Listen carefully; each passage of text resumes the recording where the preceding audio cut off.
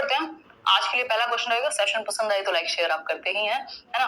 तो first question है, question number 1, जो संडे वार्ता है वो इसके बाद एक सेशन में अलग से रख लूंगी, क्योंकि बहुत टाइम से हम लोग कनेक्ट नहीं हो पा रहे थे, तो मैंने सोचा सेशन थोड़ा सा पढ़ भी लेते हैं, फिर उसके बाद संडे वार्ता कर लेंगे, है ना, क्योंकि ज्यादा नुकसान होना नहीं चाहिए आप लोग का भी। हाँ, बहुत बढ़िया सीमा कुमारी। चलिए स्टार्ट करते हैं। पहला क्वेश्चन आप लोगों के सामने, मैं बेहतर हूँ। पहला क्वेश्चन है, प्राथमिक स्तर पर कौन सी गतिविधि बच्चों की मौखिक अभिव्यक्ति के विकास में सबसे कम प्रभावी है? मौखिक, फिर से मैं एक बात वही रिपीट करूंगी, टॉपिक चेंज नहीं हुए हैं सीटेट में, सिलेबस वही है जो आज तक आते रहे हैं क्वेश्चंस, बस भाषा बदलेगी, एक दो टॉपिक बदलेगा, हद से हद वही खेल है। मौखिक अभिव्यक्ति के विकास में, मौखिक अभिव्यक्ति क्या है, अगर आप तोड़ के समझ लेते हैं पेडागोजी को तो आंसर तक पहुंच जाते हैं। मौखिक अभिव्यक्ति यानी कि जो आपकी ओरल कम्युनिकेशन या ओरल एक्सप्रेशन है भाषा का, मौखिक मतलब बोलने से संबंधित, ठीक। तो मौखिक अभिव्यक्ति के विकास में सबसे कम प्रभावशाली, लीस्ट, अब जहां कम आ जाए, नॉट आ जाए, लीस्ट आ जाए, तो आपको ज्यादा ध्यान से पढ़ना होता है क्वेश्चन, ठीक। लीस्ट इफेक्टिव कहेंगे इसको। पहला है घटना वर्णन करना, कोई जो एक वृत्तांत है, कोई एक बात हुई कहीं पर, उसको आपने एक्सप्रेस किया या एक्सप्लेन किया। फिर है कहानी को शब्दशः दोहराना, यानी कि वर्ड टू वर्ड आपने रिपीट कर दिया जो आपकी स्टोरी आपने पढ़ाई या पढ़ी बच्चों ने। फिर है कहानी को अपनी भाषा में कहना, यानी कि आप अपनी लैंग्वेज में बच्चों को कह रहे हैं कि भाई अपनी भाषा में सुनाओ, ये जो कहानी है आप अपनी भाषा में अगर किसी को सुनाते हो तो कैसे सुनाओगे, वो समरी काइंड ऑफ बन जाएगी, जैसे आपने कोई मूवी देखी और आप बता रहे हो। फिर है चित्र दिखाकर कहानी लिखवाना, मतलब पिक्चर्स दिखाई आपने, जैसे 4 या 8 पिक्चर्स हैं, उसके हिसाब से फिर बच्चे गैस करते हैं, अच्छा ये स्टोरी रही होगी, ठीक। आंसर कीजिए।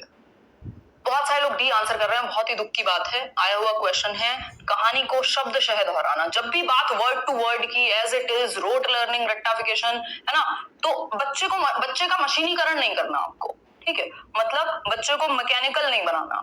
जब तक उसकी भाषा में, स्पेशली लैंग्वेज में, जितना ज्यादा वो अभिव्यक्त कर पाए, खुद को एक्सप्रेस कर पाए, जितना ज्यादा वो इमेजिन कर पाए, यानी कि कल्पना कर पाए, जितना ज्यादा सृजनशील हो सके, बहुत अच्छी बात है।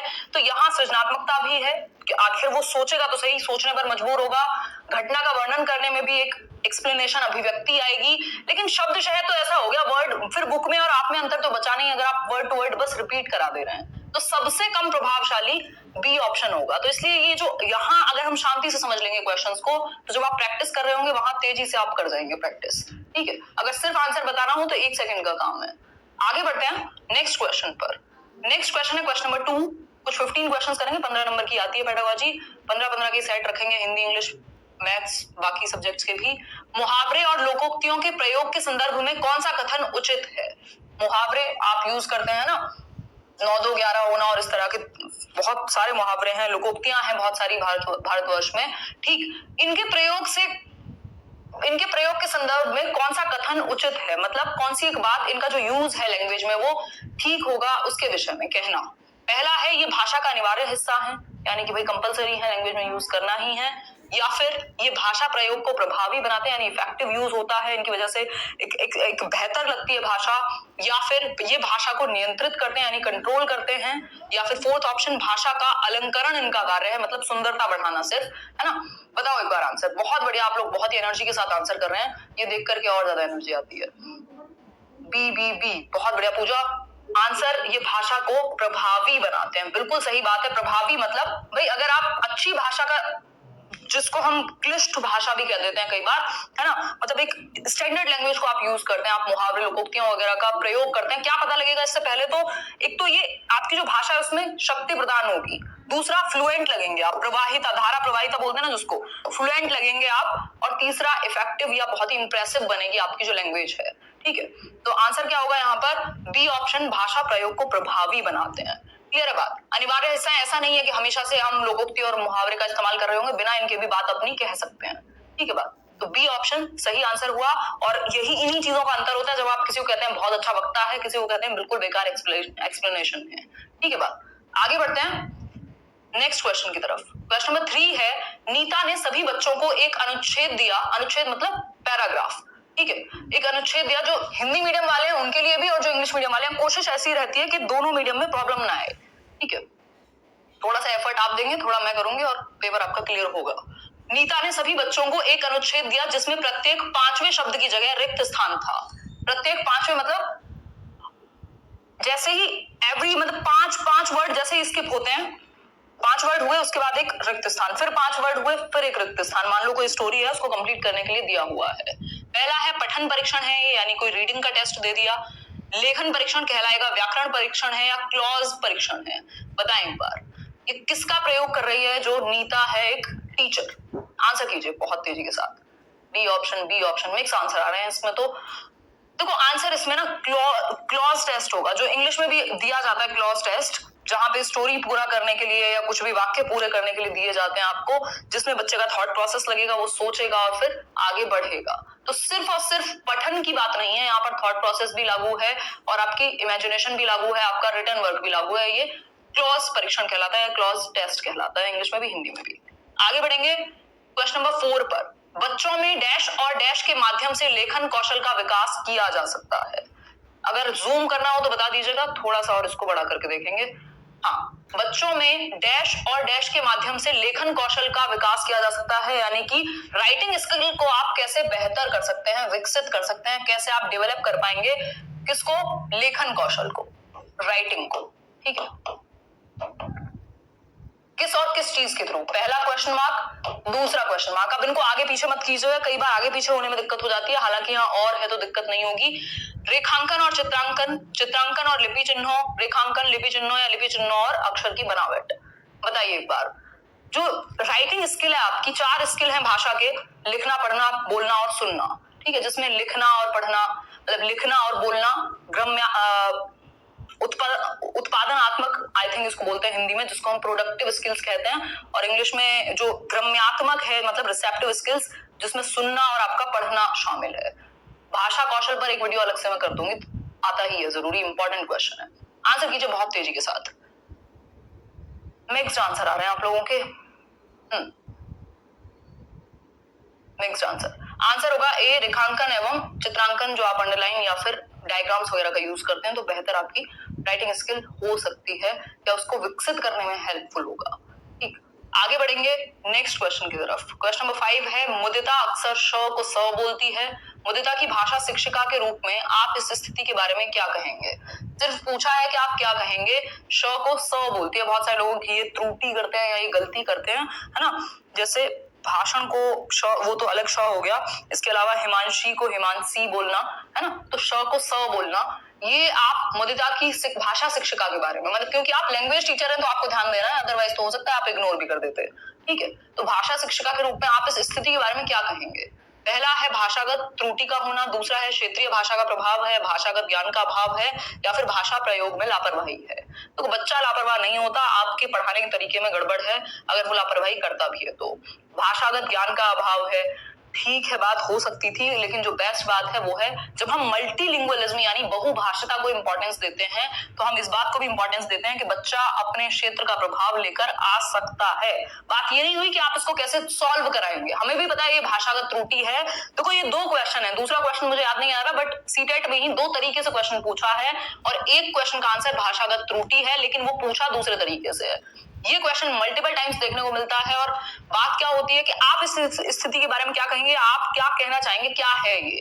तो ये क्षेत्रीय भाषा का प्रभाव है। यदि बच्चा बिहार से है, कहीं और से है, तो हो सकता है कि श को स, क्योंकि हर एक क्षेत्र में भाषा के जो प्रोनाउंसिएशन है वो थोड़ी बहुत इधर उधर होती है। ठीक है, गुड इवनिंग। तो बी ऑप्शन हुआ। आगे बढ़ेंगे 6th क्वेश्चन की तरफ। निम्नलिखित में से कौन सा प्रश्न बच्चों की भाषा क्षमता के विकास में सर्वाधिक सहायक है? मतलब भाषा क्षमता मतलब लैंग्वेज जो एबिलिटी है लिंग्विस्टिक, उसको विकसित करने में सर्वाधिक इंपॉर्टेंट क्या है, सबसे ज्यादा सहायक क्या है, सबसे ज्यादा हेल्पफुल क्या है? डाल डाल का उपयोग करते हुए वाक्य बनाओ, तितली कली के पास कब गई होगी और क्यों गई होगी, थर्ड ऑप्शन तितली और कली ने क्या खेल खेला, और फोर्थ है तुम्हारी मनपसंद किताब कौन सी है। अब मुझे नहीं पता लोग आपको क्या कहते हैं, बट ये बहुत ही बेसिक बात है। अगर आप पेपर उठा के बैठ जाइए 2011 से और 19 तक के, आपको पता लगेगा हर साल इस तरीके का क्वेश्चन आया हुआ है। बस क्या होगा, किसी और चैप्टर का उदाहरण दे देगा, आप इसमें परेशान हो जाते हैं, पता नहीं किसकी बात हो रही है। आपको सिंपली एक चीज देखनी है कि डाइवर्जेंट थिंकिंग जहां लग रही होगी ना, आप सारी सोच जहां बच्चे को दिशाओं में सोचना पड़े, सिर्फ यस और नो में आंसर ना हो वही सही आंसर होगा। इसमें 4 उदाहरण हमेशा अलग तरीके के मिलेंगे, लेकिन सिंपल तरीका है आंसर तक पहुंचने का जो ओपन एंडेड हो, मुक्त उत्तर वाले प्रश्न कहते हैं जिसको हम। ठीक है, तो डाल डाल का उपयोग करते हुए वाक्य बनाओ, बना देगा बच्चा। फिर है तितली कली के पास कब गई होगी और क्यों? तितली और कली ने क्या देखा होगा? अब ये क्या का आंसर वन वर्ड हो जाएगा। तुम्हारी मनपसंद किताब कौन सी है? फिर वन वर्ड आंसर हो जाएगा। अब बात हो रही है भाषा विकास के में सर्वाधिक सहायक, सबसे ज्यादा इंपॉर्टेंट। भाई चारों ही बातें भाषा विकास करेंगी थोड़ा बहुत, लेकिन सबसे ज्यादा इंपॉर्टेंट क्या है? पहला है डाल डाल का उपयोग करते हुए वाक्य बनाओ। ठीक है, बना सकता है आसानी से। सबसे ज्यादा सोचना कहाँ पड़ेगा, सबसे ज्यादा इमेजिनेशन कहाँ लगेगी बच्चे की? वो लगेगी तितली कली के पास कब गई होगी और क्यों। अब यहां वो सोचेगा, वन वर्ड आंसर नहीं होगा। बी ऑप्शन सिंपल हो जाएगा। आगे बढ़ेंगे, बिल्कुल। बहुत बढ़िया। सेशन पसंद आए तो लाइक जरूर कीजिएगा। नेक्स्ट क्वेश्चन की तरफ चलेंगे।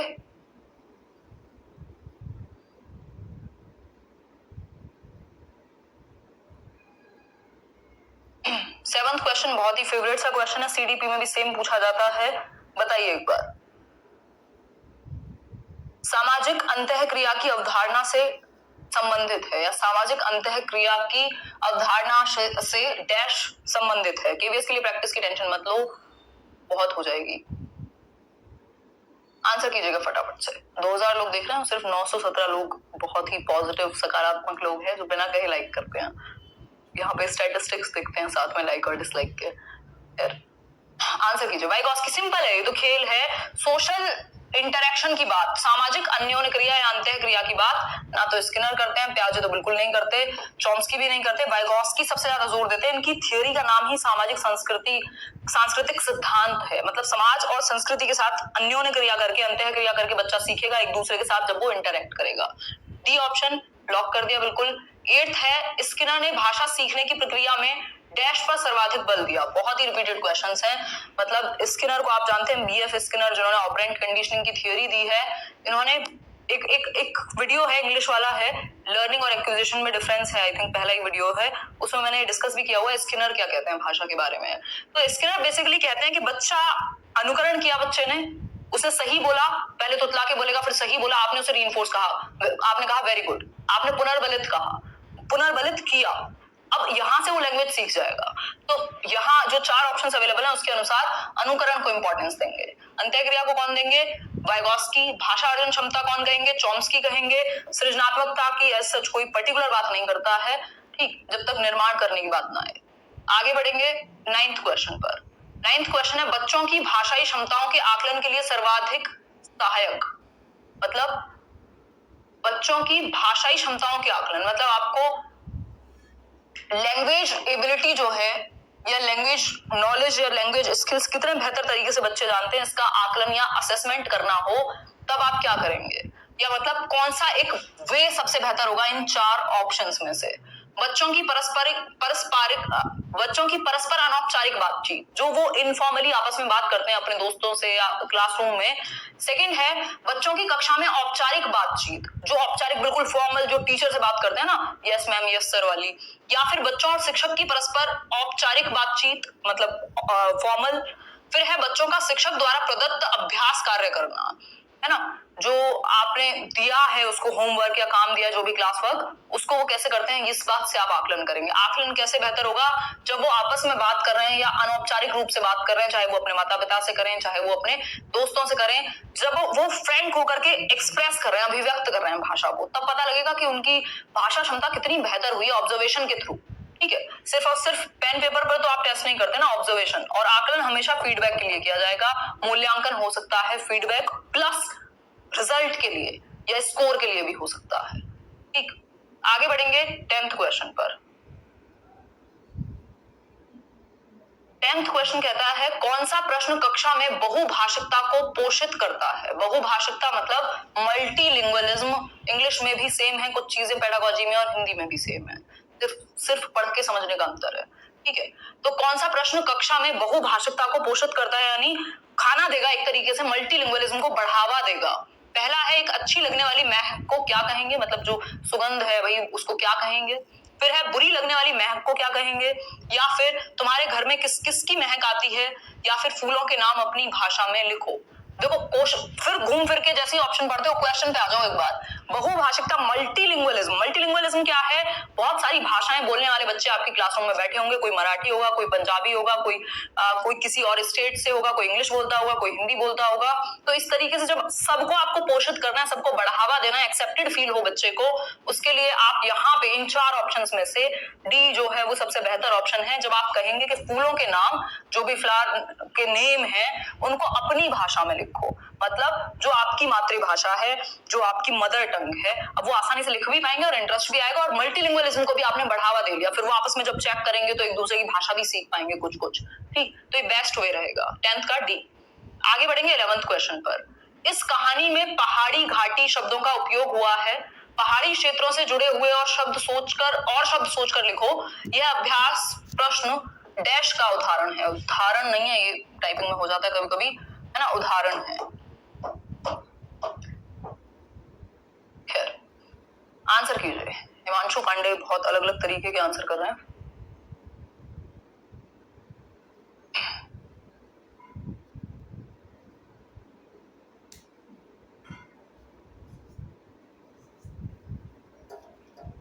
ठीक है, मैं कुछ क्वेश्चंस देख रही हूँ।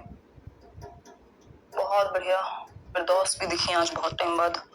फिर आंसर कीजिए। संदर्भ में व्याकरण सिखा रहे हैं आप, सिर्फ शब्द भंडार में वृद्धि नहीं हो रही है, बात हो रही है सोचकर लिखो। कहानी और पहाड़ी, एक कहानी पढ़ाई आपने, उसमें पहाड़ी और घाटी जैसे शब्द उपयोग हुए।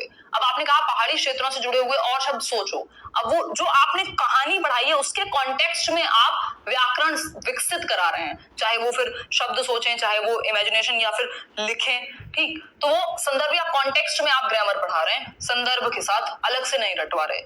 फिर है 12th, शिक्षण प्रक्रिया को रुचिकर बनाने में शिक्षण सहायक सामग्री होती है। मतलब अगर आपको इंटरेस्टिंग बनाना है अपनी टीचिंग लर्निंग प्रोसेस को, तो सबसे बेहतर TLM, teaching learning material, teaching ads भी हम कह देते हैं, जो हम चार्ट या फिर मॉडल या फिर audio visual aids, blackboard, chalk, ये सारी चीजें लेकर के जाते हैं क्लासरूम में। तो सबसे बेहतर कौन सा होगा? ऑडियो वीडियो, वैविध्यपूर्ण, वीडियो परक या पत्र पत्रिकाएं? बताएं एक बार, बेस्ट ऑप्शन बताएं फटाफट से। कुछ 3 क्वेश्चंस और हैं, फिर हम उसके बाद नेक्स्ट सेशन में संडे वार्ता करेंगे। वैविध्यपूर्ण, ऑडियो विजुअल से भी बेहतर क्या होगा यहाँ? वैविध्यपूर्ण होगा। ऑडियो विजुअल हो सकता था बट बोर्ड ने भी नहीं माना। वैविध्यपूर्ण मतलब डाइवर्सिफाइड, मतलब अलग अलग प्रकार के। जरूरी नहीं है कि आप हर रोज ऑडियो और वीडियो ही सुना रहे हो। आप किसी दिन एक्टिविटी करा रहे हैं, किसी दिन मॉडल दिखा रहे हैं, किसी दिन वीडियो में सुना रहे हैं, किसी दिन खुद से प्रैक्टिस करा रहे हैं, कोई कहानी में आप रोल प्ले करा रहे हैं, तो वैविध्यपूर्ण हो। ठीक, एक तो आपको लैंग्वेज को ध्यान में रखते हुए कि भाई लैंग्वेज का सेशन है या लैंग्वेज का पेपर है, तो उस हिस्से को उसी तरीके से डील करेंगे। ठीक, तो आंसर होगा वैविध्यपूर्ण। सिर्फ और सिर्फ वीडियो क्यों होगा, है ना? ऐसी तो कोई बात हुई नहीं कि इंक्लूसिव क्लासरूम है या किसी को सुनने में समस्या है तो इसलिए दिखा रहे हो। 13th क्वेश्चन है, प्राथमिक स्तर पर भाषाई क्षमताओं का विकास, यानी कि प्राइमरी लेवल पर आप लिंग्विस्टिक एबिलिटीज को कैसे बेहतर करेंगे या विकास डैश है। अब इसको ध्यान से पढ़ना, नहीं तो प्रॉब्लम होगी। प्राथमिक स्तर पर भाषाई क्षमताओं का विकास क्या है और साहित्य क्या है, इस तरीके से पढ़ सकते हो। मतलब पूछा है प्राथमिक स्तर यानी एट प्राइमरी लेवल, भाषाई क्षमताओं का विकास, जो आपकी लैंग्वेज एबिलिटीज हैं उनका डेवलपमेंट क्या है और साहित्य क्या है। साधन और साध्य है, साधन उद्देश्य है, ये तो आप हटा ही दीजिएगा। साधन और साध्य का ही एक रिलेशन बनता है जब भी इस तरीके का क्वेश्चन आएगा, और ये मल्टीपल टाइम्स पूछा हुआ क्वेश्चन है। बहुत बढ़िया सौरभ भाई, बहुत टाइम बाद दिखी आप। ठीक, प्राथमिक स्तर पर भाषाई क्षमताओं का विकास क्या है? भाई लैंग्वेज एबिलिटीज विकसित हो जाए, बच्चे की लैंग्वेज स्किल्स डेवलप हो जाएं, ये क्या है? साध्य है, एक गोल है, एक एंड गोल है। ठीक, साधन क्या है? साहित्य। साहित्य क्या है? लिटरेचर। अब इस साधन में बाकी चीजें भी हो सकती हैं, व्याकरण भी या बाकी चीजें हो सकती हैं। तो ये मीन्स और एंड, मीन्स एंड एंड गोल जो बोलते हैं ना, एंड एंड मीन्स या मीन्स एंड एनालिसिस जो बोलते हैं, वही है। साध्य मतलब उद्देश्य, एम एक तरीके से, या फिर गोल कह सकते हो कि बच्चे भाषा कौशल को बहुत बेहतर तरीके से विकसित कर पाए। साधन क्या है? जो मीडियम है, जो वे है, जो मीन्स है, जो तरीका है जिसके थ्रू ये काम किया जा सकता है। ठीक है, तो साधन साहित्य है। भाई और भी तो चीजें हैं ना, सिर्फ साहित्य तो नहीं होता भाषा कौशल के लिए, लेकिन ये एक साधन है, एक वे है जिससे भाषा सीखी जा सकती है। ठीक है, और मीडियम या साध्य, जो साध्य क्या है? गोल है, जो भाषा सीखना है। होपफुली ये बात क्लियर हुई होगी। अगर ये आगे पीछे हुआ ना पढ़ने में तो आंसर गलत हो जाएगा, ठीक है। तो ये बेसिक बात हुई। बिल्कुल आगे बढ़ेंगे। 14th क्वेश्चन, प्राथमिक स्तर पर कौन सा भाषा शिक्षण का उद्देश्य नहीं है? प्राथमिक स्तर पर यानी कि प्राइमरी लेवल पर कौन सा एक उद्देश्य नहीं है, यानी which one of the following is not an objective of language teaching eight primary level? बताएं एक बार। पहला ऑप्शन है अपने द्वारा कही गई बात की तार्किक पुष्टि करना, मतलब जो आपने कहा है उसको लॉजिकली आप कितना वेरीफाई कर पा रहे हैं, जस्टिफाई कर पा रहे हैं। या फिर भाषा का सृजनशील एवं कल्पनाशील प्रयोग करना, यानी क्रिएटिवली आप कितना बेहतर तरीके से और इमेजिनेटिव तरीके से आप यूज कर पा रहे हैं लैंग्वेज को। या फिर रचनाओं के माध्यम से विभिन्न विषयों में जुड़ना, मतलब जो भी अलग अलग रचनाएं हैं, जो भी बात कही गई है, अलग अलग तरीके से लोगों ने यूज किया है भाषा को, उसको पढ़ेंगे। या फिर भाषा संबंधी व्याकरण को पूर्णतः कंठस्थ करना। नहीं पूछा है, नहीं नहीं नहीं, तो नहीं फिर से वही बात आ गई। देखो हिंदी हो या इंग्लिश हो, जब वर्ड टू वर्ड रटने की बात करें, कंठस्थ करने की बात करें, रट्टा लगा लो, है ना, तो वो गलत है बिल्कुल। भाषा संबंधी व्याकरण को पूर्णतः कंठस्थ करना। व्याकरण हम संदर्भ के अनुसार सिखाते हैं, ध्यान रखिएगा। व्याकरण संदर्भ में बेहतर सीखी जाएगी, अलग से रटवाने की जगह, ठीक है। तो संदर्भ में या कॉन्टेक्स्ट में जब हम यूज कराएं, भाई आपने कहानी पढ़ाई और वहीं बता दिया ये जो जितने नाम तुमने देखे इनको संज्ञा कहते हैं, या ये रूल आपने बता दिया कि अच्छा ये सेंटेंस है, इसमें ये चीज यहाँ ऐसे आई थी। तो जब आप कॉन्टेक्स्ट में ही ग्रामर को पढ़ा देते हैं, वो बेस्ट तरीका रहेगा। तो डी ऑप्शन यहाँ सही हो जाएगा। लास्ट क्वेश्चन आज के लिए, कक्षा में भाषा की डैश के प्रति डैश बनकर उसका उपयोग भाषा शिक्षण में करना चाहिए। कक्षा में भाषा की वॉट, ठीक है, भाषा की क्या के प्रति क्या बनकर। अब इसको थोड़ा सा ध्यान से पढ़ना पड़ेगा, जहां भी फिल इन द ब्लैंक की लगा देते हैं थोड़ा सा मुश्किल बन जाता है क्वेश्चन आसान होते हुए भी। बताएं एक बार, फटाफट से आंसर करें, फिर हम लोग आगे बढ़ेंगे।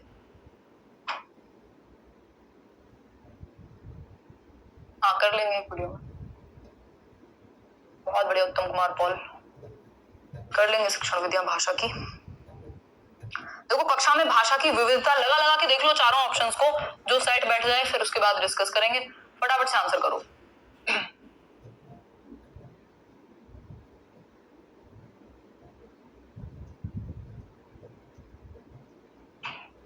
लास्ट क्वेश्चन है आज के लिए, फिर इसके बाद संडे वार्ता में मिलेंगे। कुछ आप लोगों की क्वेरीज हैं उनको डिस्कस करेंगे।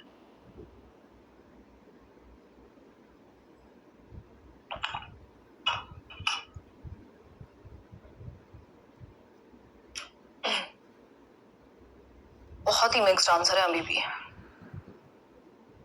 बी जितने भी लोग दे रहे हैं, ममता गुप्ता और भी बहुत सारे लोग दे रहे हैं, अंजलि, है ना, जितने भी लोग बी की बात कर रहे हैं कहीं ना कहीं ठीक है। कैसे? कक्षा में भाषा की विविधता के प्रति संवेदनशीलता।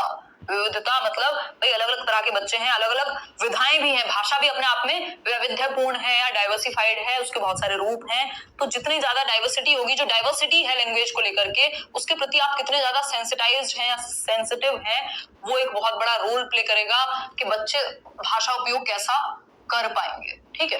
तो ये सिंपल बी ऑप्शन इसलिए सही होगा, उल्टा होने पर गलत हो जाएगा।